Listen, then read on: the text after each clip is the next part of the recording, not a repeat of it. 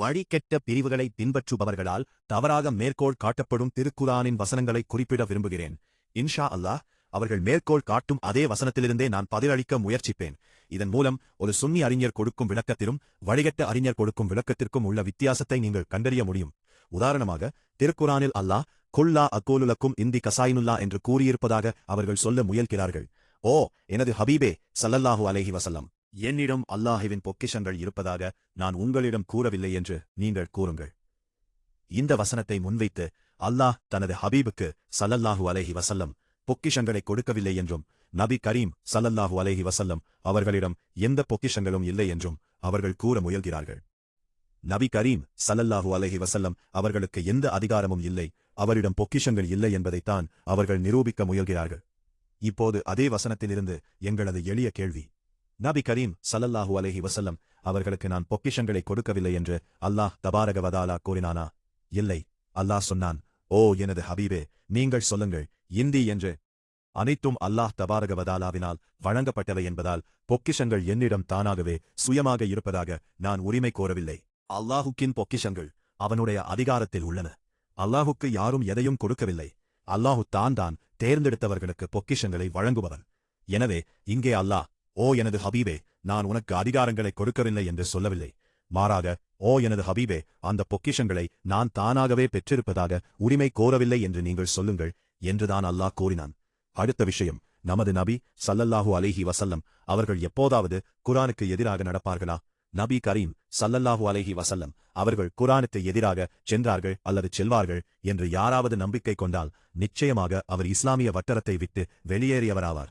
ஏனெனில் நபி கரீம் ஸல்லல்லாஹு அலைஹி வஸல்லம் அவர்களும் அல்லாஹ்வின் அனைத்து தூதர்களும் ஒருபோதும் பாவம் செய்ய மாட்டார்கள். அவர்களால் பாவம் செய்ய முடியாது.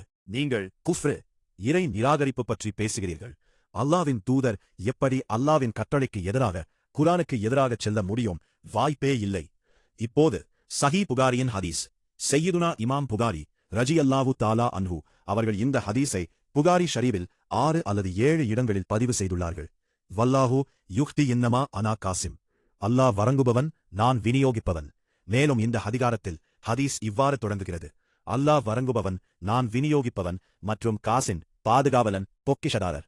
இப்போது அவர்கள் மேற்கோள் காட்டிய குர்ஆன் வசனத்தின்படி நபியிடம் எந்த பொக்கிஷமும் இல்லை என்று சொல்ல முயல்கிறார்கள். இங்கே நபி கரீம் ஸல்லல்லாஹு அலைஹி வஸல்லம் கூறுகிறார்கள், நானே பொக்கிஷதாரர், நானே விநியோகிப்பவர்.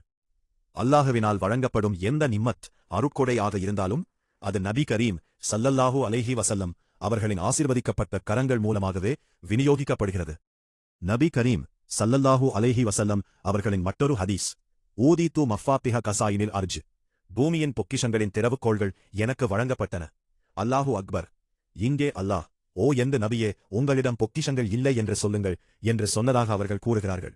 ஆனால் இங்கே நமது நபி சொல்கிறார்கள், என்னிடம் பொக்கிஷங்கள் உள்ளன, நானே விநியோகிப்பவன், நானே பொக்கிஷதாரர். மேலும் பூமியின் பொக்கிஷங்களின் திறவுகோள்கள் எனக்கு வழங்கப்பட்டன என்றும் கூறினார்கள். நமது நபி ஸல்லல்லாஹு அலைஹி வஸல்லம் அவர்கள் எப்படி குர்ஆனுக்கு எதிராக அல்லாஹ்வின் கட்டளைக்கு எதிராக செல்ல முடியும்? ஒருபோதும் முடியாது. எனவே அந்த வசனம் தெளிவாக உள்ளது. நபி கரீம் ஸல்லல்லாஹு அலைஹி வஸல்லம் அவர்கள் என்ன சொல்ல வருகிறார்கள் என்றால், என்னிடம் உள்ள பொக்கிஷங்கள் அனைத்தும் எனது சுய முயற்சியால் வந்தவை என்று நான் உரிமை கோரவில்லை. அனைத்தும் அல்லாஹ் தபாரக வதஆலாவினால் அருளப்பட்டதே. இப்போது விஷயம் தெளிவாக உள்ளது. இதுதான் ஒரு சுன்னி அறிஞருக்கும் வழிகெட்ட பிரிவை பின்பற்றும் அறிஞருக்கும் உள்ள வித்தியாசம். அவர்கள் நபி கரீம் ஸல்லல்லாஹு அலைஹி வஸல்லம் அவர்களின் சிறப்பை குறைத்து காட்டுவதற்காக அந்த வசனத்தை மேற்கோள் காட்டுவார்கள். ஆனால் நபி கரீம் ஸல்லல்லாஹு அலைஹி வஸல்லம் அவர்களின் அந்தஸ்தை குறைக்கும் ஒரு வசனத்தை கூட உங்களால் குர்ஆனில் காட்ட முடியாது. சையதுனா கௌசுல் ஆசம் ஷேக் அப்துல் காதிர் ஜீலானி, சையதுனா இமாமுல் ஆசம், சையதுனா இமாம் மாலிக், சையதுனா இமாம் ஷாஃபி, சையதுனா இமாம் அஹ்மத் மற்றும் அனைத்து அவுலியாக்களின் ஆசிகளுடன் ஒரு சுன்னி அறிஞர் குர்ஆன் வசனங்களை முஃபஸ்ஸிரீன்களின் விரிவுரையாளர்கள் ஆதாரங்களுடனும் முஹத்திஸீன்களின் ஹதீஸ் கலை அறிஞர்கள் விளக்கங்களுடனும் மேற்கோள் காட்டுவார். அதன் மூலம் அல்ஹம்துலில்லாஹ், நாம் சரியான பாதையில் இருக்கிறோம். அல்ஹம்துலில்லாஹ், விஷயம் தெளிவாக உள்ளது. இனிமேல் யாராவது குல்லா அகுலுலக்கும் இந்தி கசாயினுல்லா என்ற வசனத்தை மேற்கோள் காட்டி நபியிடம் பொக்கிஷங்கள் இல்லை என்று சொன்னால் உங்களது பதில் அதே வசனத்தின் வெளிச்சத்தில் மிக எளிமையாக இருக்க வேண்டும். நான் உனக்கு பொக்கிஷங்களை கொடுக்கவில்லை என்று அல்லாஹ் சொல்லவில்லை. மாறாக அந்த பொக்கிஷங்களை நான் சுயமாக பெற்றதாக உரிமை கோரவில்லை என்று சொல்லுங்கள் என்றுதான் அல்லாஹ் கூறினான்.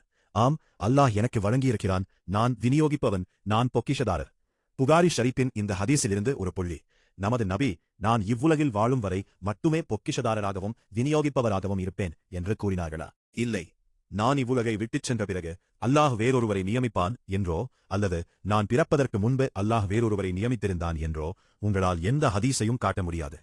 அதன் பொருள் என்னவென்றால், அல்லாஹ் யாருக்கு எந்த நிம்மத் அருப்பொடை வழங்கினாலும் அது நபி கரீம் ஸல்லல்லாஹு அலைஹி வஸல்லம் அவர்களின் ஆசிகள் மூலமாகவே வழங்கப்படுகிறது.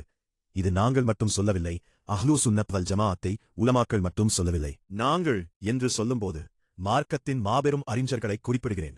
இப்னு தைமியாவின் மாணவர் இப்னுல் கையிம் அல் ஜௌசியா கூட தனது ஒரு நூலில் பதிவு செய்துள்ளார்.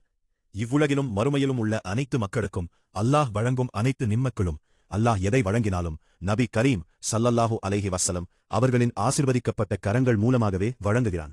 இப்போது உங்கள் இமாமே இதைச் சொல்கிறார்.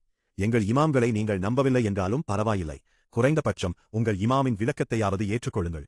நாங்கள் காண்பது என்னவென்றால், நீங்கள் உங்கள் இமாம்களையும் ஏற்பதில்லை, எங்கள் இமாம்களையும் ஏற்பதில்லை, உங்கள் மன இச்சைகளையே பின்பற்றுகிறீர்கள்.